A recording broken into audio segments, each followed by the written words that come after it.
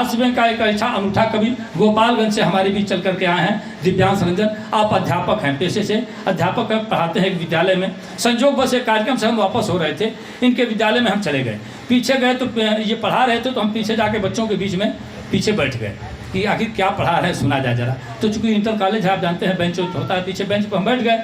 और inter college या degree college के बच्चे बड़े शरारती होते हैं, जिसको जानकारी जो नहीं है वही प्रश्न करते हैं। अब संयोग से कहिए कि दिव्यांश जी अंग्रेजी और हिंदी के, उर्दू के भी बड़े विद्वान हैं, लेकिन इनको संस्कृत बिल्कुल नहीं आती है। खाली घंटी संस्कृत की थी, बेचारे उसी में पढ़ा रहे थे। अब शरारती एक लड़का बीच में खड़ा हो गया, कहा गुरुजी ये सर्वे भवन्तु सुखिनः जो स्लोगन लिखा होता है, इसका हिंदी अनुवाद क्या होगा?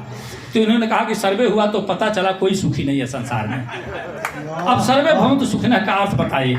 अब एक लड़का खड़ा हुआ, गुरुजी लिखा रहता है त्रिया चरित्रम पुरुषस्य भाग्यम तैवो न जानात कुतो मनुष्य, इसका हिंदी अनुवाद बताइए। तो ये कहे स्त्री के चरित्र को देखकर पुरुष भागने लगा। त्रिया चरित्रम पुरुषस्य भाग्यम, स्त्री के चरित्र को देखकर पुरुष भागने लगा। और दैवो न जानात कुतो मनुष्य, भगवान नहीं जान पाए आदमी तो कुत्ता है। ये अर्थ बताए बेचारे। अब एक लड़का खड़ा हुआ, गुरुजी लिखा रहता है तमसो माँ ज्योतिर्गमय, इसका हिंदी अनुवाद क्या होगा? तो ये बताया कि तुम सो जा माँ, मैं ज्योति से मिलने जा रहा हूँ।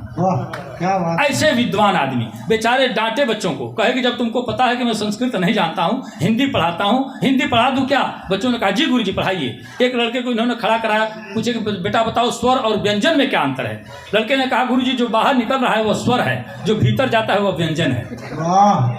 इन्होंने कहा कि बताओ ग्रह उपग्रह में क्या अंतर है? लड़के ने कहा गुरुजी ग्रह लोगों के ऊपर चढ़ता है, उपग्रह आसमान के ऊपर चढ़ता है।